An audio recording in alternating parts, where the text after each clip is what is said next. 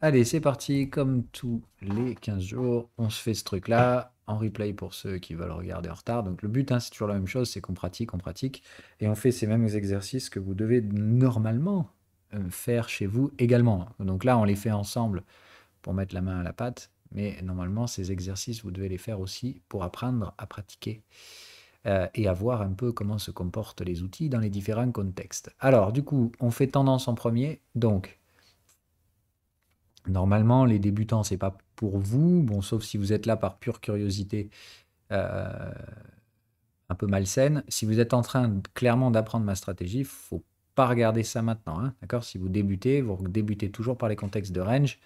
Bref, je vous refais les vidéos de formation normalement dans la quinzaine d'août. Euh, Ça fait partie des priorités. Voilà, ok. Donc, pour la partie tendance, donc tendance et flux, puisque c'est un peu en ce moment ce qu'on va recadrer le plus, c'est là où il y a le plus d'incompréhension. Donc, comment on fait la différence entre tendance et flux, etc., etc. Donc, la tendance, la séquence de tendance primaire, elle ne se produit pas sur les time frames que vous voulez. Elle se produit sur un time frame et il y a plein de marchés qui sont en range permanent, c'est-à-dire ils n'ont pas de tendance primaire. Mais savoir identifier cette tendance primaire, c'est important. Pourquoi? Juste pour voir si les notions de la semaine dernière, enfin il y a 2 semaines, ont été retenues ou pas. Pourquoi il faut apprendre la tendance primaire plus que tout?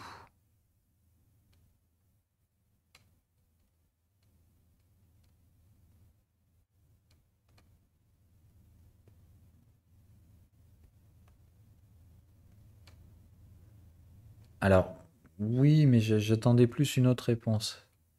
C'est basique, hein, voilà. Mais en gros, c'est plus de dire ce qui est important dans l'identification de la séquence primaire, pourquoi c'est là qu'il faut. Enfin, c'est ça qu'il faut savoir faire avant de faire des flux et n'importe quoi d'autre. Parce que c'est là que se trouve, pour un rendement 1, le risque le plus faible. D'accord? Ce même rendement, vous pouvez le trouver derrière, entrer dans des flux et tout ce que vous voulez. Mais le risque que vous prenez, qui est basé, comme tous les risques financiers, sur le fait qu'on ne peut pas prédire le marché, c'est chaotique. Et donc, voilà, il faut chercher, entre guillemets, pour générer un rendement 1, le niveau de risque le plus faible. L'objectif dans le marché, c'est pas juste de gagner de l'argent, c'est de prendre le moins de risques pour générer $1 de gain. Et donc, c'est beaucoup plus safe d'identifier une séquence de tendance primaire et de la suivre que de faire ça sur des UT inférieures en allant chercher des flux à l'intérieur des ranges. Voilà. OK? Trader un flux, ça nécessite une maîtrise de la gestion du risque plus poussée, et notamment donc on va dire dans le niveau de difficulté, c'est-à-dire votre capacité à percevoir certains risques et à savoir vous y adapter. Elle va progresser avec le temps et elle commence certainement pas par vous confronter à des flux. Elle commencera par vous confronter d'abord au range. C'est là que c'est le plus facile de gérer le risque quand on a identifié le bon range et le bon time frame. Ok? Donc ça, c'est ce que vous apprenez en premier. Après, même chose pour la séquence de tendance. Vous savez que la tendance émerge de la sortie d'un range, etc. Il faut trouver le range de la plus grosse UT. Et quand on sort de ce truc-là, vous saurez, enfin vous savez normalement comment on définit une tendance. D'accord? Une tendance, il faut casser des cycles, il faut reporter le ratio 1 pour 1, il faut qu'il y ait derrière un suivi de tendance, etc. Et là, vous savez donc qu'il y a une séquence de tendance primaire. Suivre cette séquence de tendance primaire, ça sous-entend de savoir la repérer. Donc la base, c'est de savoir repérer cette putain de séquence. Parce que quand elle y est, quand elle est présente, d'accord, elle vous est imposée sur un time frame. C'est pas vous qui choisissez, ben moi je vais trader les tendances hebdomadaires. Non, il y a une tendance et elle est sur un time frame de référence. Il faut savoir trouver ce truc-là. C'est une contrainte en fait. Mais par contre, quand il y a ces tendances, putain, il faut y aller. En fait, c'est beaucoup plus rentable d'exposer votre capital sur une tendance hebdomadaire que de suivre un flux en 4 heures. Parce que le niveau de risque n'est pas du tout le même. Voilà.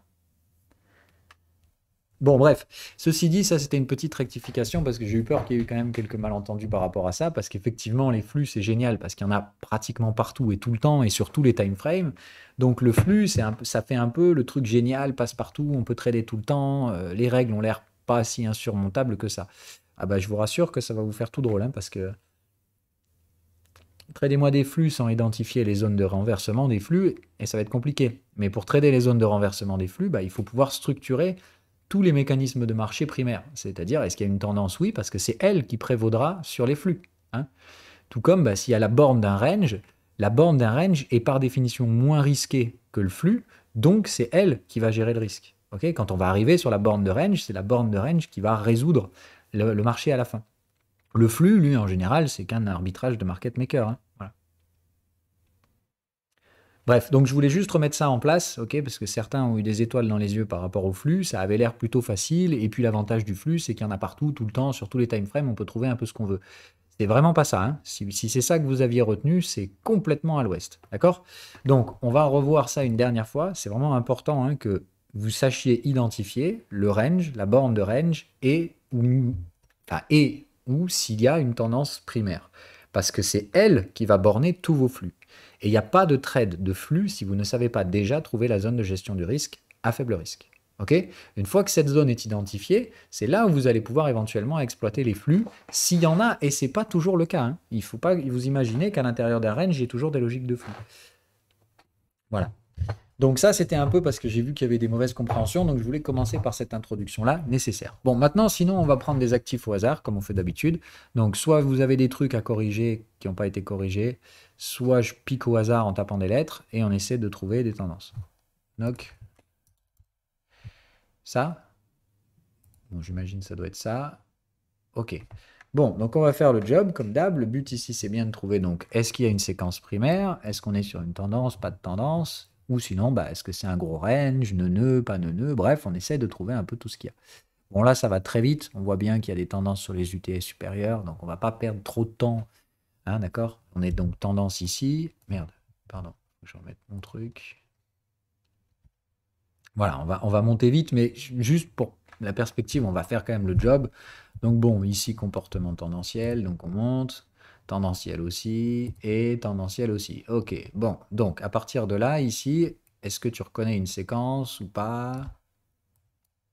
Parce que donc de toute façon, ici, la seule chose que tu peux voir, c'est que c'est excessif. Donc si c'est excessif, déjà, ça peut pas être la séquence primaire. La séquence primaire, elle n'est pas excessive, sauf au moment du breakout. Donc ici, ça ne peut pas être une séquence primaire. Donc, est-ce qu'on a peut-être une séquence alternative ou tendance multi-time frame? Ce sera à voir. Mais est-ce que tu reconnais déjà par rapport à ce type de schéma un truc que tu connais ou pas? Ok, ce serait quoi?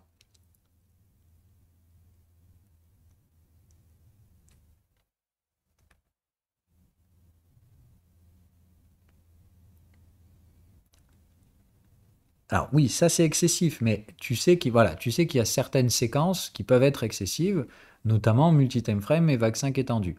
Donc pour ça, il faut toujours que tu regardes en éliminant les possibilités qui ne sont pas viables. Donc ici, c'est de dire, est-ce que tu vois un schéma de vague 5 étendu? Parce que moi je pense que c'est le plus facile à éliminer. La vague 5 étendue, tu connais les règles intransigeantes qui la composent. Tu dois avoir un premier breakout, ça revient tester le niveau de breakout, ça break une deuxième fois, et ça vient overlapper. Est-ce que tu vois cette séquence ou pas?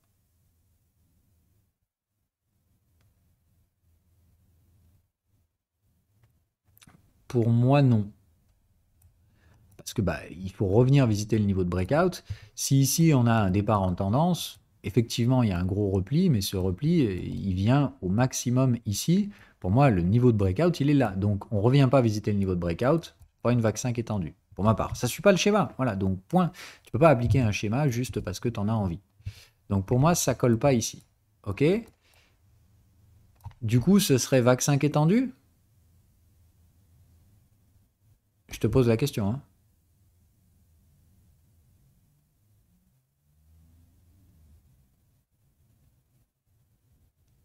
Hmm, bah, c'est quoi les règles de la vague 5 étendue?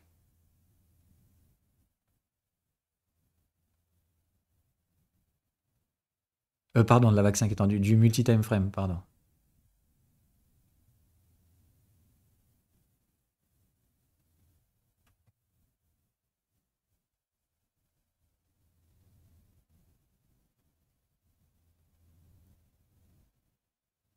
Voilà, donc au niveau du breakout, il faut que tu aies réussi à breaker plusieurs time frames.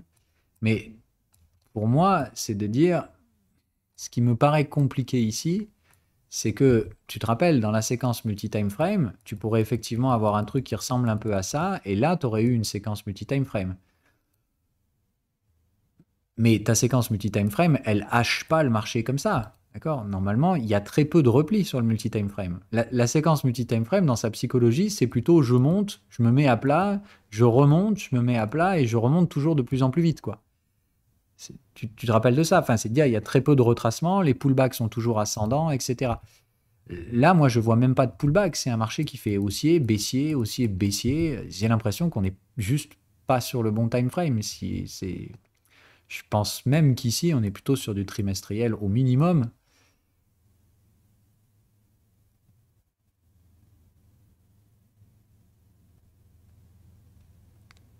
Et je vais pas te mentir, pour moi, ça colle à aucune structure. Donc, moi, je saurais pas quoi appliquer dans ce machin-là, hein, franchement. Je pense que ça, je suis incapable de séquencer. Après, je pense que si tu me mets ce graphique-là, c'est parce que tu as galéré aussi. Et moi, perso, bah, tu vois, j'ai pas la réponse là. Je peux pas te l'apporter. Pour moi, je dirais que c'est du trimestriel au minimum. Et je dirais que la vague 5 étendue, elle peut éventuellement faire du sens en trimestriel, en disant, dans ce cas-là, effectivement, en trimestriel, le niveau de breakout serait à peu près par là, ce qui serait plus ou moins compatible en disant, j'ai une première vague, elle se fait dégommer, une deuxième, ça overlap, et ici, on prépare la vague 5. Donc moi, j'aurais plutôt dit, si c'est une vague 5, elle est plutôt trimestrielle. Problème, c'est que bah, je peux toujours pas vous faire fonctionner ces putains d'indicateurs sur le trimestriel. Un jour, peut-être, TradingView me foutra la paix, mais pour l'instant, c'est pas possible. Donc voilà, il reste une autre option, bah, c'est comme on dit, un marché excessif type bulle spéculative. Donc moi par rapport au schéma ici, c'est franchement, on va dire, l'hypothèse de départ que j'aurais. C'est-à-dire, je ne sais pas quel est le secteur d'activité, etc., mais ça sent quand même la bulle spéculative. Il y a quand même beaucoup de volume ici, ce qui n'est pas normalement le marqueur principal d'une bulle spéculative. Euh, Mais franchement, je ne peux pas annuler le fait que le premier breakout, on l'a vu, il est à peu près par là. Si on étudie le développement du volume, ça va pas être joli, quoi. Voilà. Donc, maintenant, si tu veux, je trouve quand même qu'il y a du volume ici. Donc, moi, je ne sais pas te dire, si ce n'est, je dirais pas forcément que c'est une bulle. Ça, on n'a pas le profil, si tu veux. Mais par contre, je pense clairement à la vague 5 étendue. Ça, c'est le typique d'une vague 5 étendue, justement. C'est tu crées une vraie zone de valeur A et tu vas installer une zone de valeur B, ça va V-top le truc, et puis ça va rester là-haut, tu vois. Mais à mon avis, il va falloir remettre du volume là-dedans, hein. Ça va passer 10 ans, à mon avis, dans cette zone de valeur derrière. Donc je pense que si ta question c'était est-ce que je peux acheter ce truc-là, moi la réponse c'est fuck no, mais alors vraiment pas. L'hypothèse que je peux pas vérifier parce que bah, je peux pas avoir les indices en trimestriel, en tout cas c'est celle qui me semblerait, à défaut de pouvoir en valider une autre, la plus probable, ce serait vague 5 étendu trimestriel. Et dans ce cas-là, bah, tu sais que ça va faire V-top. Donc moi je dirais que le prochain trade à faible risque dans cette séquence, c'est d'attendre que ça V-top et de vendre sur la troisième borne. Tout simplement. À mon avis, c'est trop risqué là d'essayer de suivre quoi que ce soit là-dedans, puisque si c'est une vague 5 étendue, tu sais que c'est impossible de trouver le top, ou en tout cas quasiment impossible. Donc tu peux pas te mettre à acheter si tu sais pas ce que tu vises et que tu sais par contre que ça va tomber sévère derrière.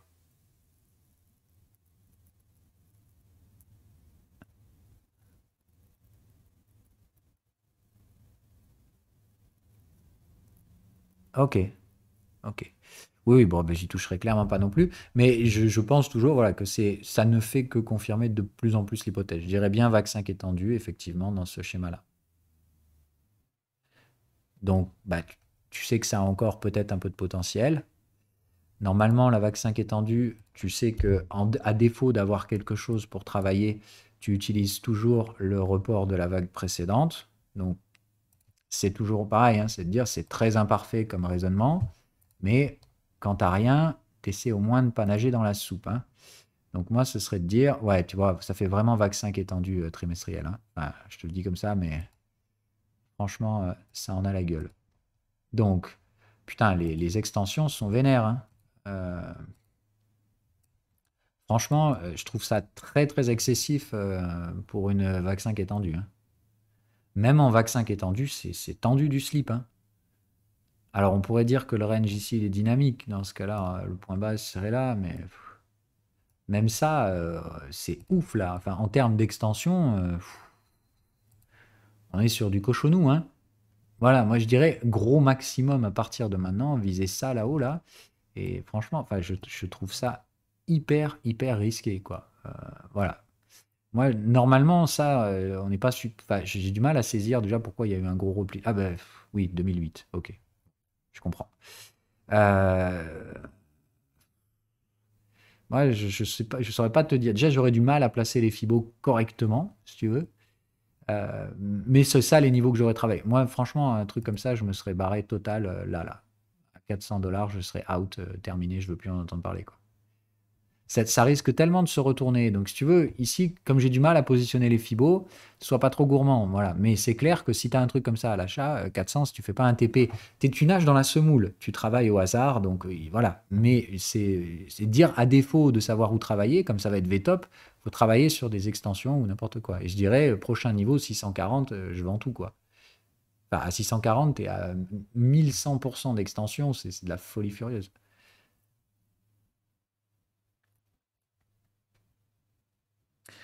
Voilà, c'est pas que c'est illisible, c'est qu'à mon avis, on est sur les time frames que je peux pas analyser malheureusement.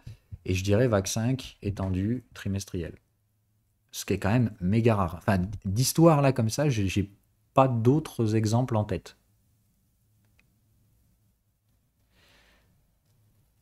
Et on a plutôt du multi-time frame en trimestriel, ça tu l'avais vu. Mais alors une VAC 5 étendue, c'est quand même. Pfiou. Ok. On prend des trucs au hasard? Alors, qu'est-ce qu'on peut aller taper? Qu'est-ce qu'on peut aller taper au hasard? Bon, non, je vais prendre des trucs que je traite pas. On va faire plus simple. TG. Alors, oula, TG, ça va être funky ça. Donc, ouf, interesting. Alors, celle-là, bordel, ça c'est pareil, putain d'atypique. Il doit y avoir des dividendes de cochon là-dessus, c'est pas possible.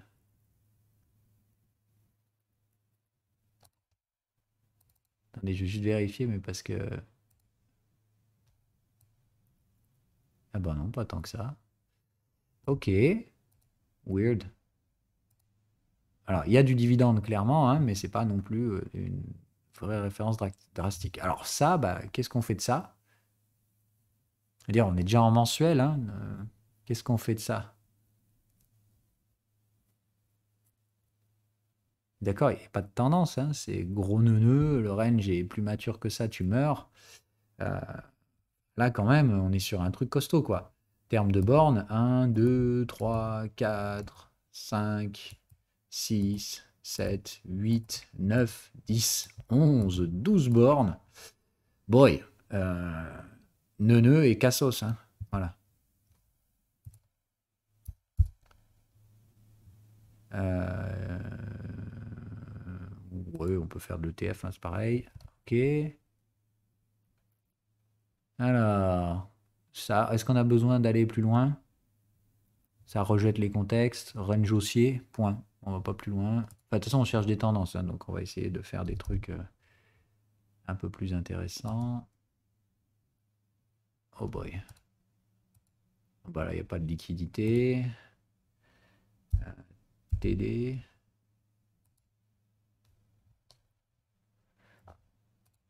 Ok, là, on a une belle tendance. On va aller chercher ça. Alors, pareil, ça tire direct jusqu'au mensuel, donc on va pas perdre trop de temps. On va direct essayer de séquencer ça. Une seconde. Juste une seconde. Non, je sais pas qui c'est.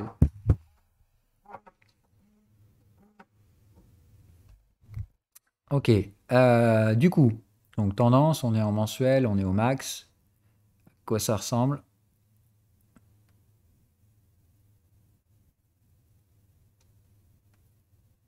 Ah, rien, on est d'accord. Pas de range qui précède, c'est foutoir sans nom.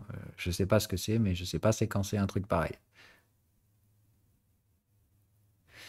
Voilà, il me manque le range, donc soit c'est. Enfin voilà, en tout cas, ça, on peut pas séquencer ce truc-là. Ça veut dire, bah, là, maintenant que l'histoire est écrite, c'est facile, mais là-dedans, vous pouvez pas trader ça alors que ça s'écrit devant vous.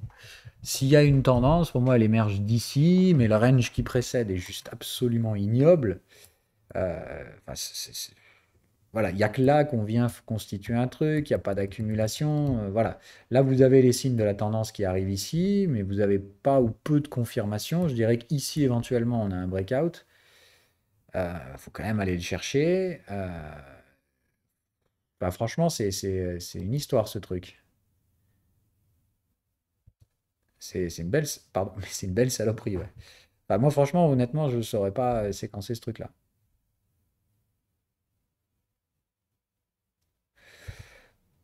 Possible. Oui, oui, c'est de dire, à défaut d'avoir un truc, je pense qu'effectivement, on pourrait statuer ici d'une vague une étendue en cours, puisqu'on voit bien le V-bottom, les pics de volume, etc. Ça, oui. Oui, oui, sous cette forme-là, c'est probablement le seul truc que tu pourrais faire.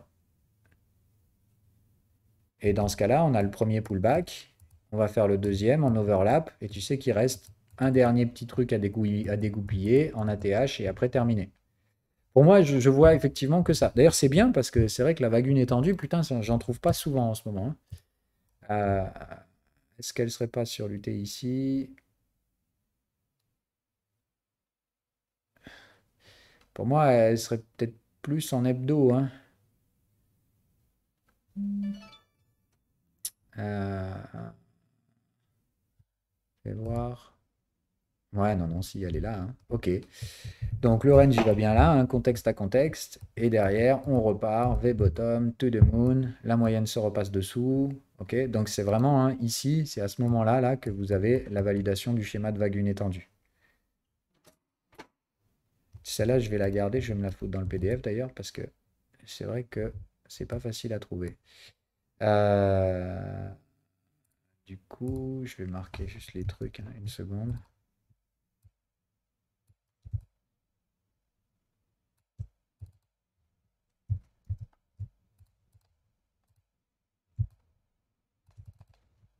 Il me semble que c'était ça qu'on avait mis pour les niveaux. Premier pullback, puis un deuxième pullback qui vient se constituer en overlap, hein, donc qui va se constituer à peu près par là, hein. Donc là, vous attendez, comme d'hab, range mature sur l'UT inférieur. Là, on est déjà au canal de tendance. Donc vous savez que ce truc-là, normalement, il va rebondir, finir de ranger son bordel, enfin maturer le range au niveau du canal de tendance, et après, on repart pour un dernier ATH, et puis on reconsolide toute la zone pendant longtemps, quoi. Ok. Voilà le deal. Pour moi, ça paraît assez logique. Donc attendre gentiment, hein, ce truc-là, qui finisse de consolider, et il lui reste un peu de potentiel. Voilà théoriquement le deal. Tac, tac, tac. Bien vu pour la vague une étendue. Franchement, c'est tellement, enfin c'est rare, hein, les vagues une étendues. J'ai dit, vous devez clairement pas en trouver partout, hein. C'est de loin la structure alternative la plus rare. La vague 5 étendue, ça arrive pas mal, hein, mais normalement, la plupart du temps, les tendances sur les actifs, comme on l'a vu, qui sont liquides, qui n'ont pas trop d'inflation, enfin qui n'ont pas de problème de distribution au niveau du supply, normalement, ça produit des séquences classiques. Voilà. Qu'est-ce qui produit les structures multi-time frame? Voir si vous aviez saisi ou pas. Quelle est la cause fondamentale qui justifie l'existence des multi-time frames? Juste pour voir si vous l'auriez trouvé tout seul ou pas. Il n'y a que FTM qui est vivant aujourd'hui ou pas? Parce que c'est cool, hein, toi tu participes bien, mais ayez pas peur les autres, hein. Personne ne se fait manger ici. Personne ne voit? La tendance multi-time frame, un truc qui dure longtemps, qui se relance et qui est plutôt parabolique. Qu'est-ce qui cause cette structure parabolique? Mais on l'a dit, ça n'a rien à voir avec une... Non, non, c'est pas un changement fondamental. Voilà, c'est vraiment croissance organique. C'est-à-dire que ce que tu vas obtenir en général dans ces trucs-là, alors c'est non, non, c'est pas juste la croissance organique, c'est croissance du rythme de croissance. C'est-à-dire qu'en fait, ce qui cause ces tendances multi-time frame, c'est le fait que bah, la boîte commence, d'accord? En général, elle a pris le temps de structurer son business model, elle ne s'est pas pressée, justement, ça prend du temps, voilà. Et petit à petit, en fait, tu te retrouves avec une croissance constante dans le rythme de croissance. Globalement, en fait, ton graphique, si tu le mets en log, tu auras une droite, quoi. C'est de dire, ce qui crée ces tendances multi-time frame, c'est une croissance linéaire. Enfin, un rythme de croissance linéaire. Mais comme la croissance s'accumule, tu vois ce que je veux dire?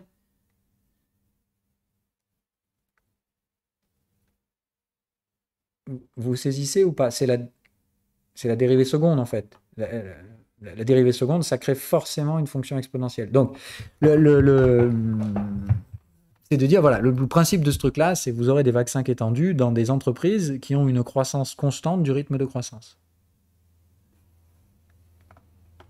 Et ça ne peut que créer des prix enfin des prix, des structures à fonction exponentielle. Et du coup, bah, vous les voyez linéaires quand on les log. Le log est l'inverse. Qu'est-ce que c'est que ce bordel? Attendez.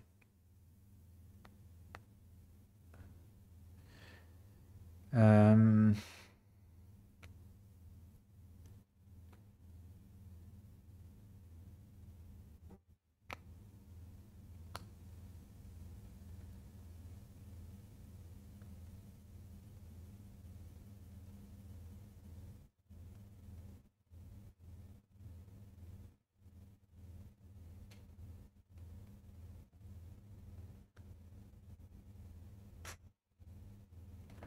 Désolé, mais j'avais une réunion de syndic et j'y suis pas, d'ailleurs, j'ai oublié. Mais bon, bref.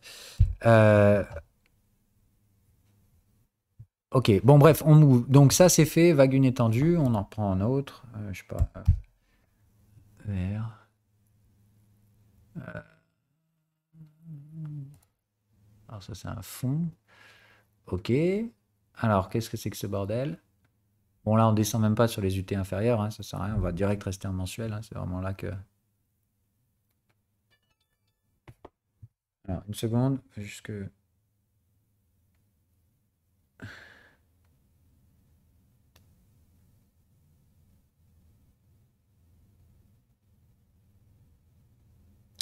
Merde, bon.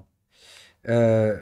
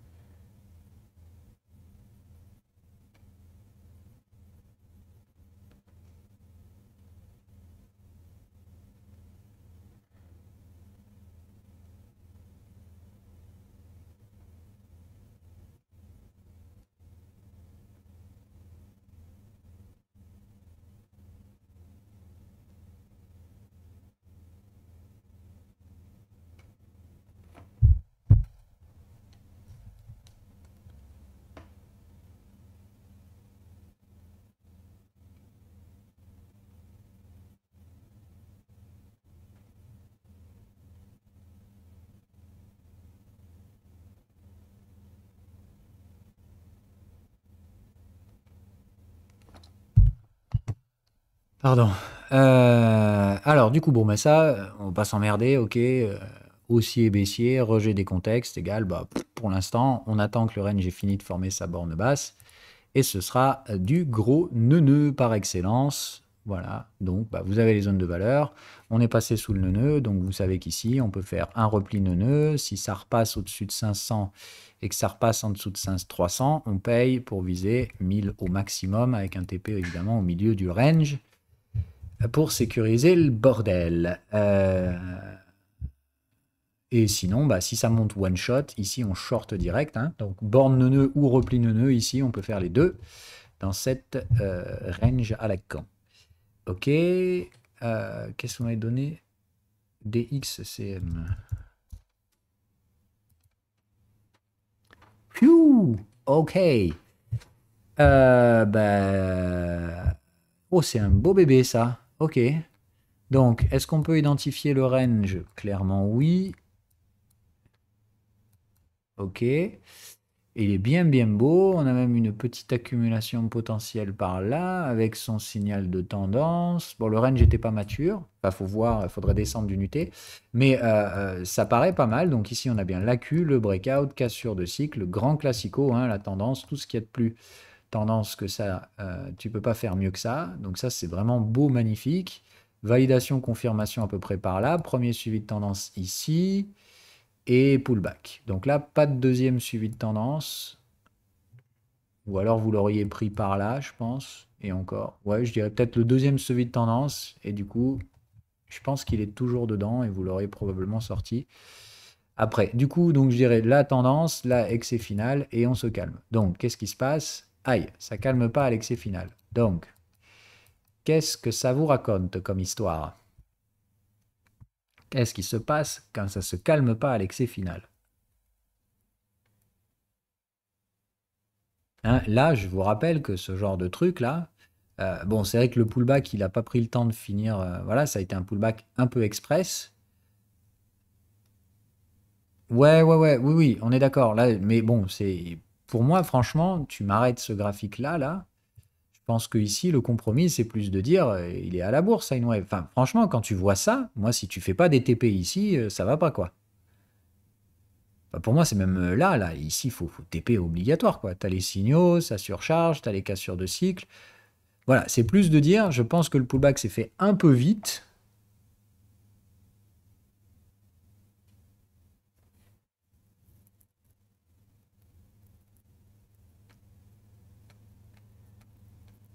C'est assez space d'ailleurs ce truc. Putain, ça a pas mangé le Covid, mais genre absolument pas du tout quoi. C'est impressionnant comme truc. Ça fait quoi Dexcom? Attends, mais le truc a explosé pendant le Covid. Ah non, le Covid c'est après. Attends. Qu'est-ce que ça a mangé pendant le Covid ce truc? Rien du tout. Unbelievable. Incroyable. Le truc a explosé pendant le Covid. Ok. Bon, why not? En même temps, c'est vrai que j'en avais toujours aussi besoin d'insuline, voire un peu plus, oui. Ok, bon, c'est assez surprenant, hein. Voilà. Bon, donc de toute façon, là, je pense qu'il y a des causes fondamentales. De toute façon, il n'y a qu'à voir l'augmentation du volume. C'est assez spécial, hein. Normalement, au sein de la tendance, le volume doit rebaisser, hein, pas réaugmenter. Donc là, je pense que c'est plus de dire il y a des aspects extérieurs qui font que ce truc-là monte to the moon. Ouais, ouais, j'ai pas dit que c'était pas sérieux, hein. C'est pas ça que j'ai dit. J'ai juste dit, là, malheureusement, va falloir aller au-delà du technique. Enfin, pour moi, l'explication, elle est pas technique. Même mettre les deux pieds dans le plat, je pense que les résultats de la boîte vont résoudre le problème très vite, quoi. Voilà, ça marche? Ça va comme ça? Donc là, du coup, je peux te donner tout de suite, de chez tout de suite, la réponse. Qu'est-ce que c'est?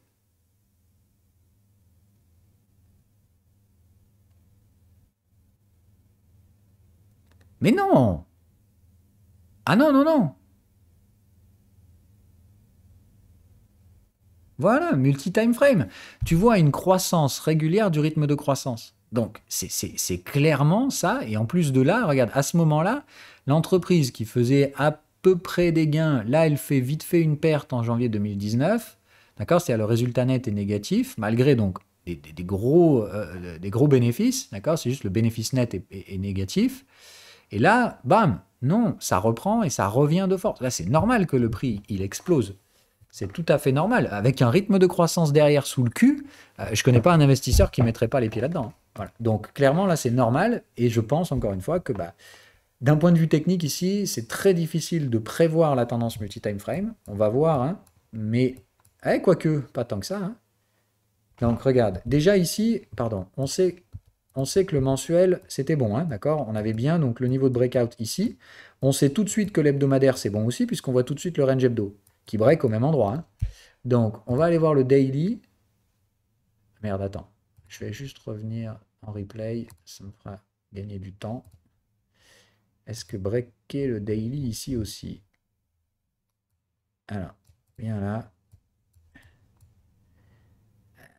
Le daily, ouais, ouais, ouais, ouais, oui. Oui, c'est un peu vénère. Mais voilà, disons qu'ici, un petit repli là, ça aurait pas fait de mal. Mais on rejette bien, hein, contexte à contexte. Il n'y a pas trop de soucis ici, hein. C'est plus de dire, bon, c'est vrai que j'aurais préféré ici que ça remette une borne pour faire au moins une quatrième bien propre.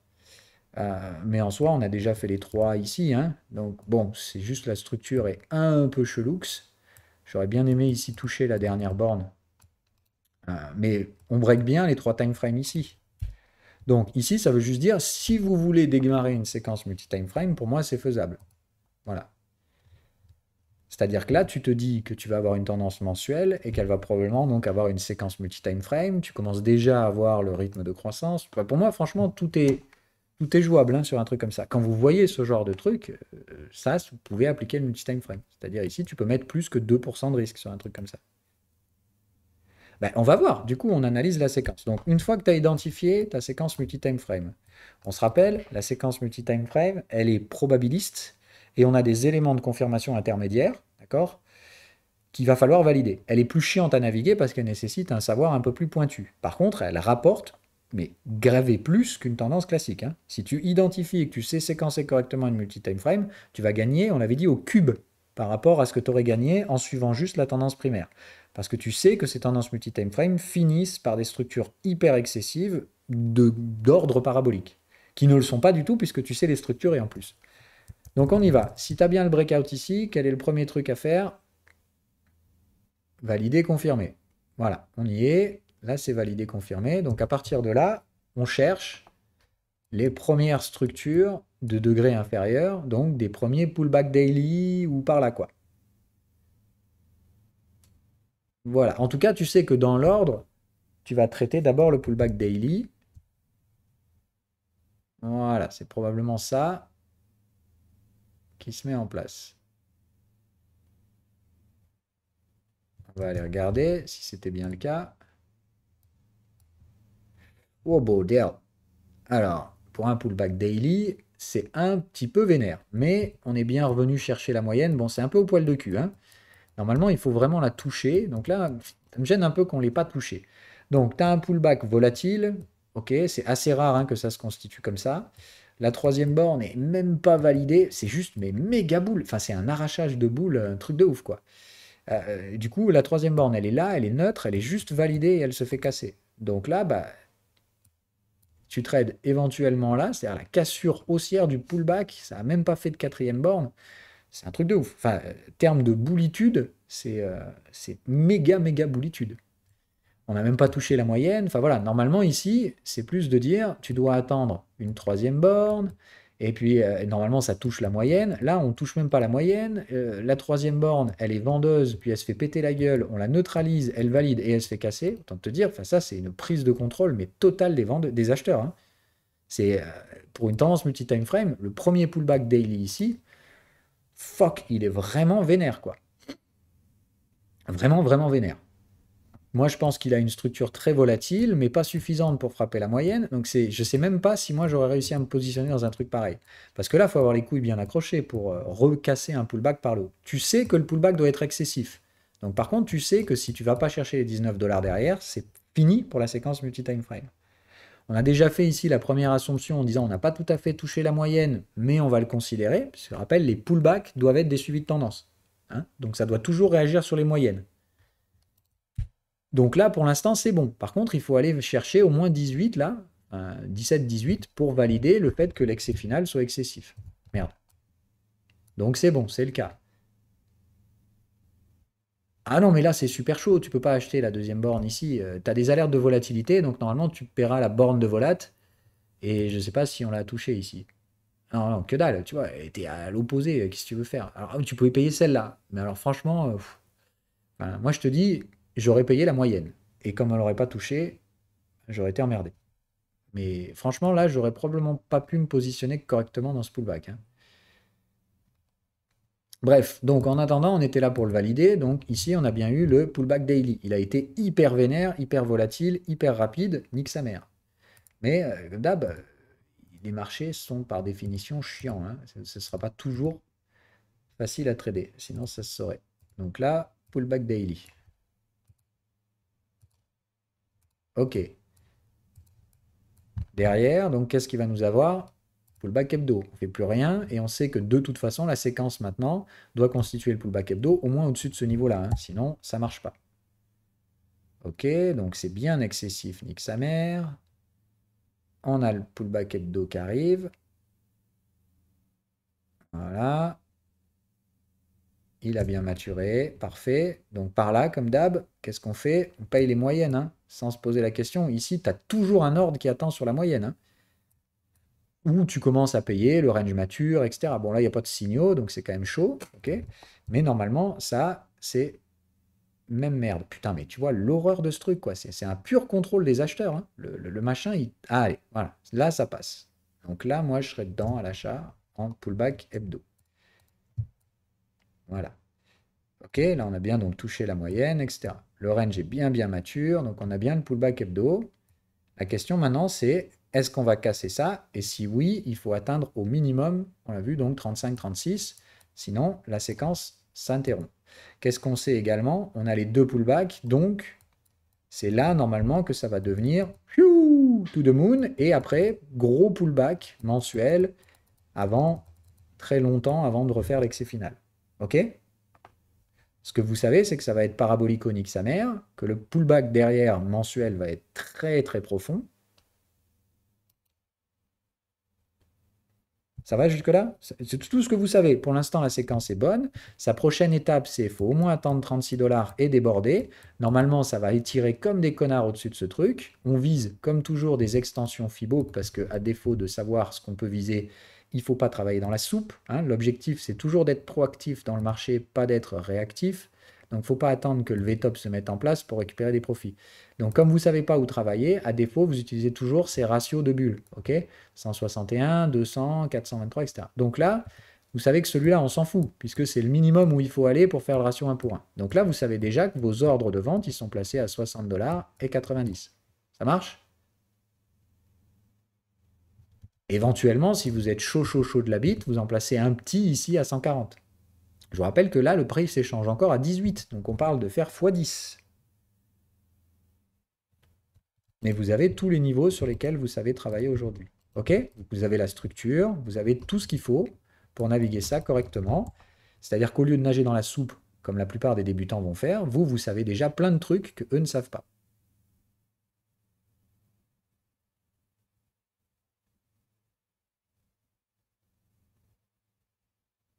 OK, TP1, c'est fait. TP2, c'est fait.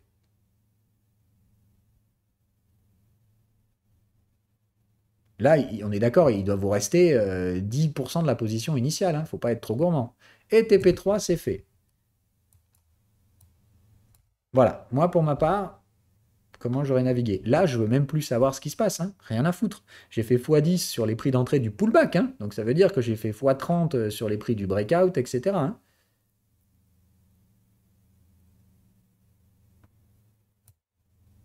Pour moi, là, terminé. Là, je sais que c'est un gros pullback mensuel qui va arriver. Il faut se casser, quoi. Faut pas attendre que le VTOP se mette en place. D'accord? Donc là, à venir, prochain pullback. Vous savez que normalement, il sera supérieur à cela. Et qu'après, bah, du coup, on va ranger pendant longtemps. Ranger en mensuel, le temps de faire un pullback mensuel. Mais quoi qu'il en soit, on reviendra chercher la TH. Hein. C'est ça que vous savez. Les tendances multi-time frame reviennent toujours frapper la TH derrière pour faire l'excès final. Mais par contre, multi-time frame mensuel égale le range mensuel, il va mettre 10 ans. Quoi. OK? Mais la différence, c'est que ça, c'est pas une bulle. La valeur, elle est vraiment installée. Vous savez qu'il y aura des acheteurs en repli sur cette valeur-là. OK? Bon, ben voilà. Tu vois, je peux pas te faire l'histoire, mais là, je te dis juste, achète pas ce truc-là maintenant. C'est minimum 40 $ pour acheter ça, quoi. Mais ça se réaccumule entre la zone 40, de 40 jusqu'à 14, avec de toute façon, donc comme on l'a dit, un stop loss sous le pullback ici. Puisque tu sais que normalement, le pullback mensuel ne se constituera jamais plus bas que le pullback hebdomadaire. Donc tu sais où placer tes stop loss, etc. Tu peux toujours trader en marge, tu connais ta structure, etc. Tu sais juste que ça, bah, peace and love, laisse les mecs qui veulent buy the dip, tranquille. Toi, tu sais que tu as large le temps, il va falloir finir le cycle mensuel. Ça, tu te mets un petit post-it en 2024. Pour regarder où on en est. Allez, disons, fin 2023, tu te mets un petit post-it pour regarder où on en est.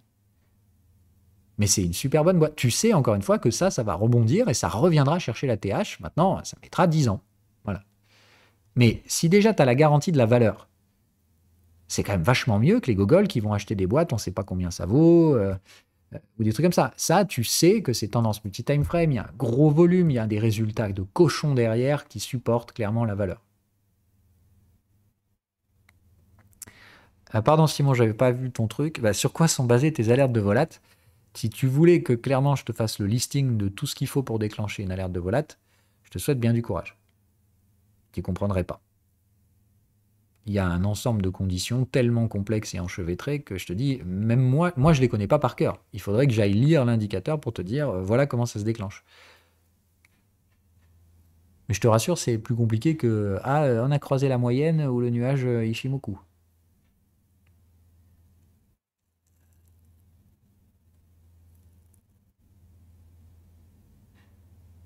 Non, non, non, non, non. Mais c'est de dire, de toute façon, quelles sont les conditions d'un pullback mensuel. Finir un cycle vendeur, etc., etc.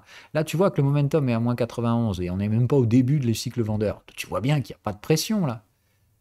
T'as pas besoin, à mon avis, d'être pressé d'acheter là comme ça. Et tu sais que de toute façon, la séquence de pullback du degré majeur du multi-time frame est très long. Donc, pas d'urgence, patience. Là, c'est plutôt de dire justement, laisse le temps au temps. Voilà.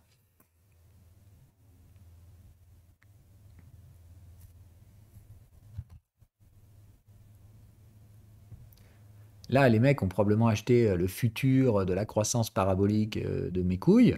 Non, non, tu sais que ce truc a de la valeur. Mais tu sais que maintenant, ce que tu vas pouvoir exploiter, c'est les ratios risque-rendement de pullback. C'est-à-dire, tu es au-dessus d'un pour deux, mais t'es pas to the moon, quoi. Donc, pour moi, c'est de dire, tu connais ton objectif. Voilà, je raisonnerais plutôt comme ça. Raisonne par l'absurde. Tu sais que ça, c'est ta zone d'objectif. Tu connais tes risques ratios de pullback excès final, c'est 1 pour 3 et à peu près, voilà, maxi 1 pour 5. Tu tireras jamais 1 pour 5 sur un trade de pullback, c'est plutôt 1 pour 3. Donc tu te dis, grosso merdo, ton stop loss, il est là.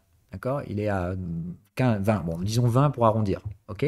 Où est-ce que tu trouves un ratio risque-rendement d'un pour 3? Bah, déjà un peu plus bas. Tu vois, moi j'attendrais au minimum voilà, qu'on aille taper du 60 et des poussières. C'est là que je sais que je retrouverai les ratios qui correspondent à ce que je veux faire. Acheter un pullback.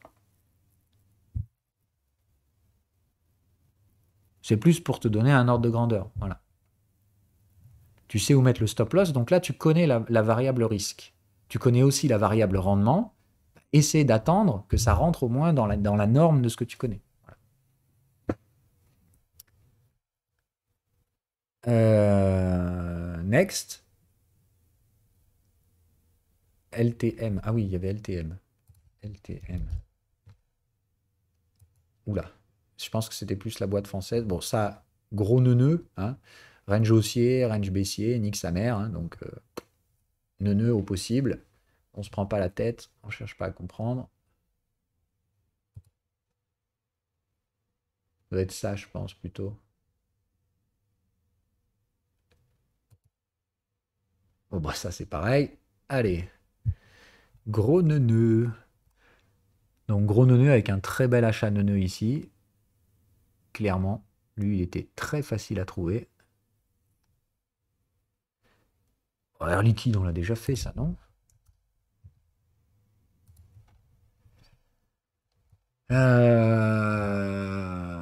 Aucune structure. Je ne sais pas ce que c'est. Ne tradez pas ça. C'est une catastrophe. Moi, je ne sais pas combien ça vaut, ça. Hein. Je suis désolé. Ah, ça monte. Voilà, c'est tout ce que je peux vous dire. Ça monte, mais je ne sais pas du tout où se situe la valeur. Bon, là, c'est pareil. Ça monte peut-être pour de bonnes raisons. Ouais, voilà. Je pense que c'est juste ça, quoi. Mais on voit bien, il y a aucune séquence, il y a rien qui correspond à une tendance, il y a pas d'overlap ni de quoi que ce soit. Ça, pour moi, c'est du chaos. Hein. C'est un chaos qui monte, mais c'est du chaos. Je peux absolument pas séquencer ça. Je vous dis, je sais pas ce que c'est ce truc-là. Je peux pas trader ça, moi. Ça correspond à rien. Il y a 5% de marché que je peux pas cadrer, moi. Hein. Donc, malheureusement, là, je peux pas faire de miracle. Je ne sais pas ce que c'est que ce truc. Ça n'a pas de gueule pour moi.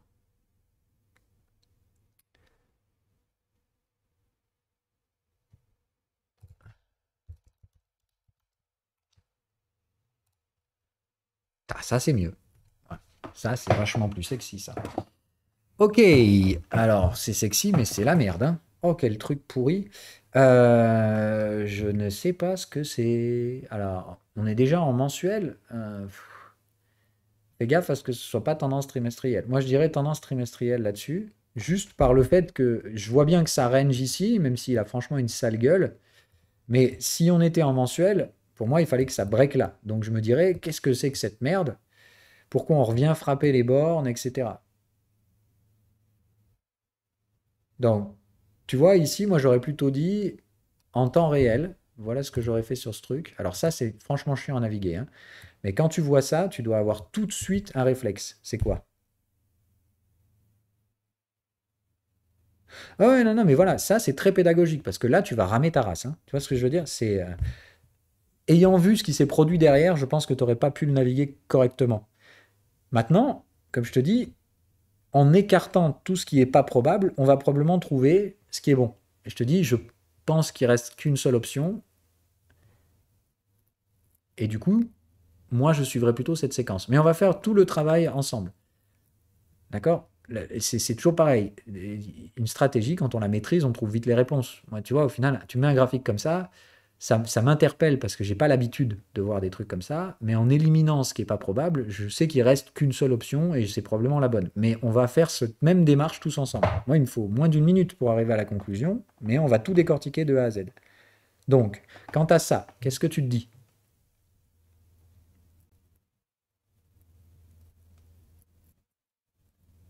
Ah, mais ça, c'est un schéma que tu connais, hein.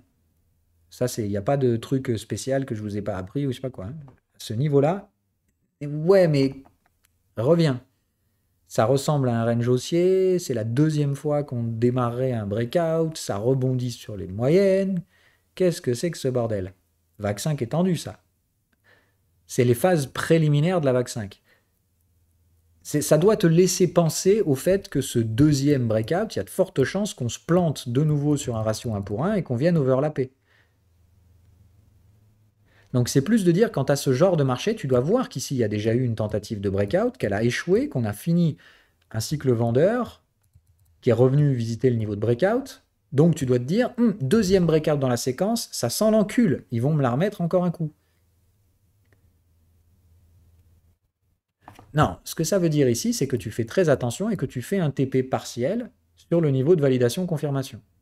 D'accord? C'est-à-dire quand tu reportes ce range, tu sais qu'ici, il faut que tu fasses un TP à 200, pas un TP 100%, mais il faut que tu fasses un TP parce que tu sais que ça risque fortement de rechuter à 120 où tu pourras recharger avec un meilleur prix. Moi, quand je vois ça, je serais très, très, très, très, très prudent et effectivement, je ferai un TP vers la zone des 200 pour racheter l'overlap. C'est ce que la gestion me dirait. Je sais que ça va breaker, je sais que les gars vont se chauffer et vers 200, je vais me calmer. Voilà, moi je me dirais par là, c'est calmos. Là, je ferai un petit TP en me disant attention, ça risque. Ouais, surtout quand tu as un signal comme ça. Moi, là, je te jure, un signal comme ça, je me barre tout de suite. Je ferai un TP immédiat et je place un ordre à 104, 105 là pour acheter bah, sur le niveau de l'ancien sommet, hein. Bah, ça, c'est franchement, hein, c'est le classico de la construction d'une vaccin qui est tendue. Là, c'est de dire, si vous ne le voyez pas, ce type de schéma-là, il faut vraiment l'apprendre par cœur. Quand vous avez ce truc-là, vous devez voir l'anomalie de ce tentative de sortie haussière avortée. Ça, c'est le classico de la construction d'une vaccin qui est tendue. Et là, bah, ça veut pas. Tu vois ce que je veux dire? C'est là où je te dis, moi, je me dirais, wow, qu'est-ce qui se passe? Bon, ok, il me reste toujours 50% de la position, mais je me dirais, putain, c'est chelou. On est d'accord? Donc là, qu'est-ce qui se passe? On voit bien que ça marche pas. Donc là, c'est quoi le délire? Quant à ça, là, maintenant, là, qu'on arrive à peu près 2000. Voilà. Là, tu vois, déjà, tu as tellement divergé de la séquence. Qu'est-ce qui te vient à l'esprit? Puisque du coup, c'est pas une vaccin qui est tendue, mensuelle. Comment tu peux justifier l'erreur au breakout ici, etc. Ah non, non, non, non, non, non, non. Vague 1 étendue, c'est vraiment V-bottom, hein. C'est pas. Si on était rebondu, nique sa mère, oui, pourquoi pas. Mais là, c'est pas le cas.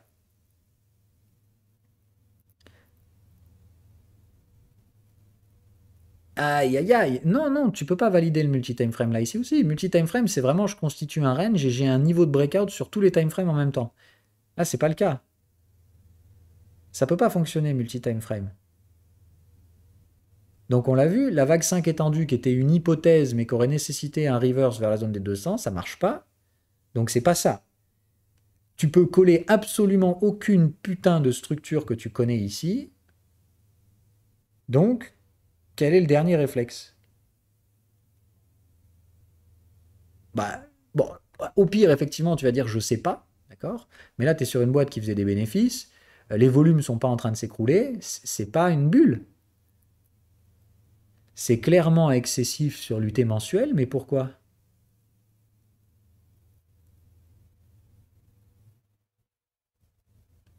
Bah oui. Moi, c'est plus de dire, ne sachant quoi faire sur ce machin, si tu me forces à trader ça, la seule séquence qui me semble probable, ce serait de trader du coup sur une référence trimestrielle. Et de dire, bah, en trimestriel, quand tu sais, d'accord, que ton range mensuel, il a fait plein de bornes, tu vois, quand tu as 6-7 bornes de range avant de breaker, c'est généralement que tu as breaké sur l'unité supérieure. Ici, le truc, c'est que juste, tu peux pas voir ce putain de trimestriel. Mais à tous les coups, c'est ça ton range trimestriel, et c'est donc un range haussier, et t'en sors par le haut. Donc, je pense que c'est une tendance trimestrielle. Mais une tendance primaire, hein, c'est-à-dire, malheureusement, on n'a pas les indicateurs en trimestriel pour le prouver, donc on est obligé de naviguer un petit peu à l'aveugle et dans la sous-soupe. Mais franchement, pour ma part, c'est la seule réponse que je trouverais légitime à apporter, quoi. Ça range en trimestriel ici, ça accumule et break. Donc breakout trimestriel égale, les suivis de tendance se font en hebdo. Donc là, moi, ce que je dirais, c'est en hebdo, si j'ai une troisième borne, je traite sa cassure haussière, ou je paierai les replis sur la moyenne.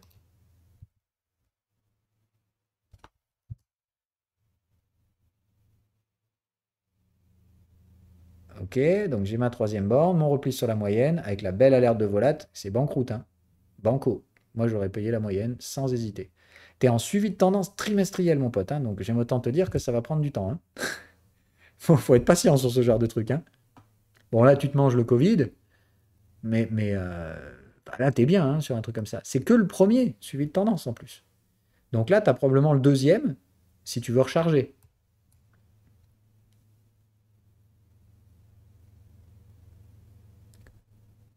Non, ça c'est parce que les élèves, ils ont dû le prendre en exercice, ce truc-là. Bah moi, je m'entraîne plus, excuse, mais sans prétention, moi ça va, je maîtrise bien mon art quand même maintenant.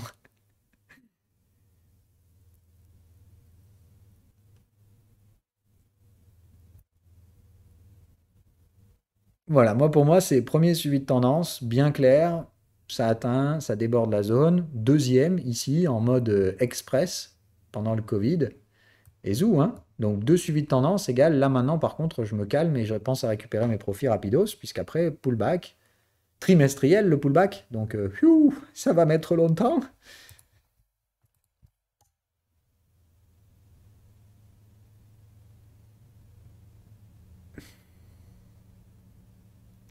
Là, tu restes du coup dans la deuxième suivi de tendance, ça traîne, et on arrive à peu près en temps réel là. Ok, voilà, donc là, on est d'accord, cassos, hein. Là, vraiment cassos. Tu récupères tes profits. Un, 2, tac. Tu as pris 200 $ sur celui-là et 166 sur celui-là. D'accord? Pour moi, aucun sous-sail là-dessus, hein.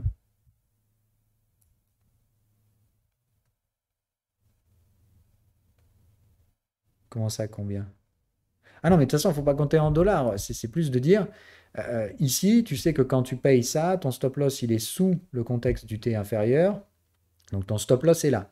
Ok? Ça représente 2% de ton capital. Donc, tu as gagné un, 2, 3, allez, 4, on va dire. Tu as gagné, t'as gagné 4 fois ce que tu as misé. Donc là, tu as gagné 8% de capital sur ce trade-là. Ok? Maintenant, si tu as fait un petit TP ici et que tu as réinvesti là, tu as probablement gagné 10-12% de capital, juste avec deux suivis de tendance. Et puis tu sais qu'il y a un pullback trimestriel qui arrive. Donc, dès que tu auras fini un cycle trimestriel, banco, tu repars pour l'excès final. Quand tu sais identifier la bonne séquence et que tu sais comment la trader, putain, ça marche quoi. Mais il faut juste identifier correctement les séquences. Ce truc-là, comme je t'ai dit, il n'est pas facile à identifier, hein, vraiment. C'est plus que là, bah, le breakout trimestriel, tu peux pas. Pour moi, ça n'aurait pas été la structure dominante face aux éléments qu'on avait. Moi, je t'aurais franchement misé tout ce que tu voulais sur la fameuse vague 5 étendue. Mais si tu veux, ça m'aurait quand même permis de garder 50% du trade dedans. Mais j'aurais vu qu'il y a une anomalie. Et l'anomalie, elle doit te dire, si tu as un truc qui est vraiment beau, propre et que ça marche pas, c'est que c'est souvent que tu n'es pas sur le bon time frame. C'est-à-dire que la tendance, elle se produit au-dessus. Et c'est ça le bon réflexe qu'il faut avoir. Maintenant, si tu y réfléchis, sur le coup, c'est une mauvaise nouvelle. Tu vas dire, ah, je me suis trompé, je me suis planté, j'aurais dû le savoir. Non, d'une, tu pouvais pas le savoir, et de deux, l'information, elle est même contradictoire. L'information que tu viens d'avoir, c'est que la tendance, elle est sur un time frame plus large. Ça veut dire que tu vas gagner encore plus d'argent. Mais par contre, il faudra être plus patient. Voilà ce que l'information donne. Tu vois, moi j'en vois plein en ce moment là qui ont pleuré là sur Ethereum. Oh mon Dieu, oh, ça en est foutu, etc. Moi, la seule chose que j'ai retenue, c'est qu'on avait juste remélangé les cartes et rebattu. On n'a pas changé de time frame sur Ethereum. On est toujours sur des tendances hebdo. Mais maintenant, vous savez que la séquence, elle a changé et qu'on est en vaccin étendu. Donc vous savez que la psychologie doit changer et vous devez vous adapter. On rachète sur l'overlap si on a pu. Comme on l'a dit, on s'est tous fait niquer. On l'a pas vu venir. Donc, si vous aviez du cash, oui, sur l'overlap. Sinon, tant pis, on prend son mal en patience. Et on sait, par contre, avant tout le monde, que la prochaine vague va être excessive, nique sa mère, que ça va V-top, que tout le monde va prendre ça pour une bulle et que ce ne sera pas le cas. D'accord? Et comment on sait ça? Parce que je vous donne ces règles. Et que, au début, ça fait chier. Vous apprenez des règles qu'un mec vous impose. Je le connais pas, le mec, il vient de sur YouTube. Il a l'air compétent, mais bon, il y en a plein qui ont l'air compétents et il y en a plein qui sont des arnaqueurs. Ça se trouve, c'en est un aussi, etc. Bon, c'est pour ça que je vous dis, moi, je vous donne des règles. Elles sont écrites noir sur blanche dans un présis. Je peux pas changer ces règles au bon vouloir, etc. Et je vous laisse le libre arbitre. C'est-à-dire, je vous dis, prenez ces règles et regardez par vous-même si elles marchent. D'accord? Je ne vous demande pas de faire une confiance aveugle et débile. Je vous dis juste, ce sont des règles que j'ai mis des années à créer, à structurer. Elles ne sont pas parfaites parce que c'est pas possible, mais elles fonctionnent quand même putain de bien.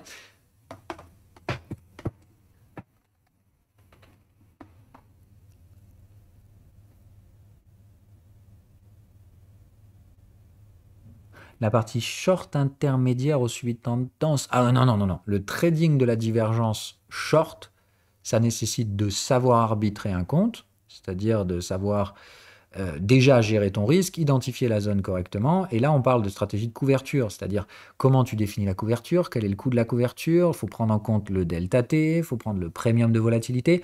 Ça veut dire connaître les produits dérivés. Et désolé, mais ça vient loin après encore. Il y a plein d'autres choses à connaître d'abord qui sont beaucoup moins complexes que ça. Okay, la couverture, ça dépend de plein de choses. Mais comme je te dis, couvrir un trade en 4 heures et couvrir un trade en mensuel, c'est pas du tout la même chose. Et ça nécessite de comprendre des mécanismes de produits dérivés que vous ne connaissez pas. D'accord? Donc, retenez que de toute façon, je vais vous la faire simple, mais à partir du moment où tu suis une tendance en hebdo et au-dessus, donc ce qui sera hebdo, mensuel, trimestriel, la couverture ne sert à rien. C'est pas rentable. Il vaut mieux TP. Ok, la plupart du temps, tu traites déjà en marge dans le sens haussier. Donc, le seul truc que va faire une couverture vendeuse, c'est qu'elle va doubler ta marge. Donc, ça sert strictement à rien. Il vaut mieux TP et racheter. J'ai pas parlé de TP total, hein. J'ai toujours parlé de TP partiel. Ok? Jamais on fait des actions all-in, all-out en trading. Bon, sauf quand on est à l'excès final. Excès final, terminé.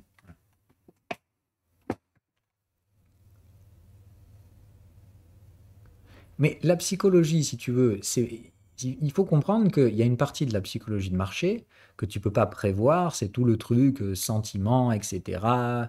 Indice de sentiment, comment tu peux utiliser tout ça. Et il y a la partie de psychologie que tu peux prévoir, d'accord, qui est celle qui est écrite dans le précis, d'accord.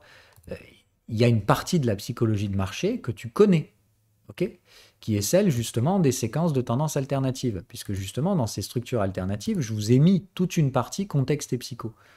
C'est-à-dire que là, en soi, tu as une structure technique associée à des dérives psychologiques des autres opérateurs de marché que tu vas pouvoir concrètement prévoir.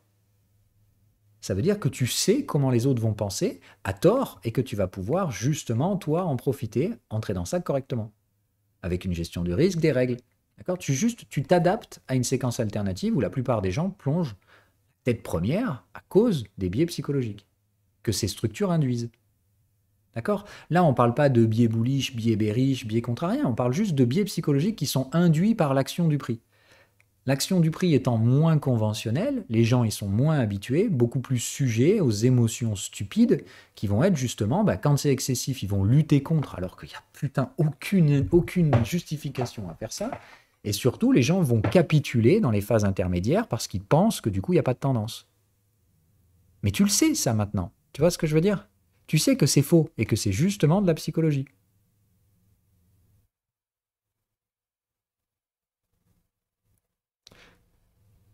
Alors, le prési et le PDF, c'est pas pareil. Le PDF, c'est pour filtrer les glands. Le prési, c'est les règles. Voilà. Le prési, c'est un peu le carnet de bord de toutes les règles de la stratégie. Le prési, c'est pour ceux qui apprennent la stratégie. Le PDF, c'est pour filtrer les gogoles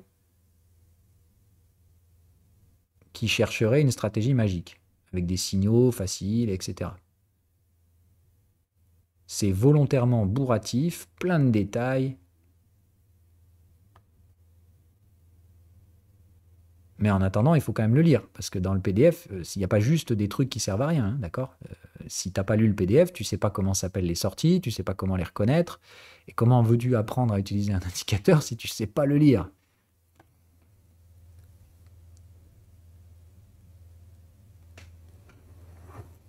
Voilà, mais on va pas se mentir, dans le PDF, il y a 50 pages, mais il y en a que 10 qui servent concrètement, quoi.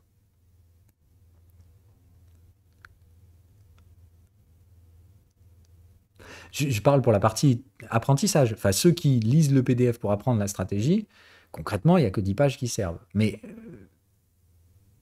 moi, je préfère qu'il y en ait 50, parce que, comme je te dis, ça filtre pratiquement une personne sur deux qui voudrait essayer les indicateurs comme ça, rapidos, parce que ça avait... Pardon. Oh putain. J'avais le travers. Parce que ça avait l'air bien sur les réseaux. Le mec, il a l'air de savoir de quoi il parle, etc. Il y en a un sur deux qui dégage en lisant le PDF grâce à ça. Donc, tu vois, moi, ça me fait gagner beaucoup de temps, hein. Donc, désolé, hein, le PDF, je le garde. J'ai pas l'intention de le refaire. Il fait très bien son travail. Euh, non, non, non. C'est plus de dire, tu peux le relire une deuxième fois parce que c'est important. C'est toutes les notions que j'ai introduites dedans, si tu veux. C'est bourratif parce que je vous ai mis tout ce que vous aurez besoin de savoir dans le trading ici. Toutes les notions importantes, elles sont dans le PDF. Par contre, voilà, c'est très difficile de leur donner un sens la première fois où vous lisez ce truc. Donc le sentiment principal que ça crée chez les gens qui le lisent la première fois, c'est oh putain, c'est beaucoup trop complexe. Mais moi, c'est bien, parce que si tu veux, les gens qui fuient devant la complexité, je sais qu'ils n'ont aucune chance de réussir dans le trading, donc ça ne m'intéresse pas. Enfin, aucune chance. En tout cas, moi, mon approche du trading, elle sera très peu compatible avec ces gens-là. Ah non, mais il ne faut pas lire le prési pour l'instant. Le prési, c'est quand tu apprends les différents contextes. C'est un pense-bête, en fait.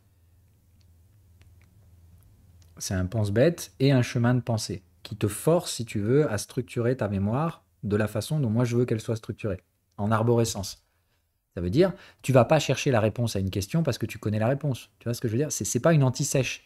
C'est vraiment un processus. C'est-à-dire que quand tu vas dans le prési, tu es obligé d'ouvrir des dossiers, de vérifier des règles pour être bien sûr que ton sentiment du départ, parce que c'est ça que font la plupart des traders débutants, vous tradez au sentiment, vous dites ouais, ça je reconnais, ça ressemble à la pattern, je sais pas quoi, et vous allez tout de suite chercher les règles de la pattern. C'est vraiment tout sauf ce qu'il faut faire, hein. Il faut à chaque fois revérifier le contexte, etc. Est-ce qu'on est vraiment dans le contexte de cette pattern? Vous verrez que la plupart du temps, votre idée de départ, elle n'est pas bonne, parce que vous avez tordu des règles qui vous permettraient d'y arriver en fait, vous n'appliquez pas la stratégie, vous appliquez votre version de la stratégie. Et Dieu sait qu'une toute petite modification à la gestion du risque, ça change beaucoup de choses. Bref, on s'arrête là pour la partie tendance, on démarre sur le range, donc je coupe pour le replay. À dans 15 jours.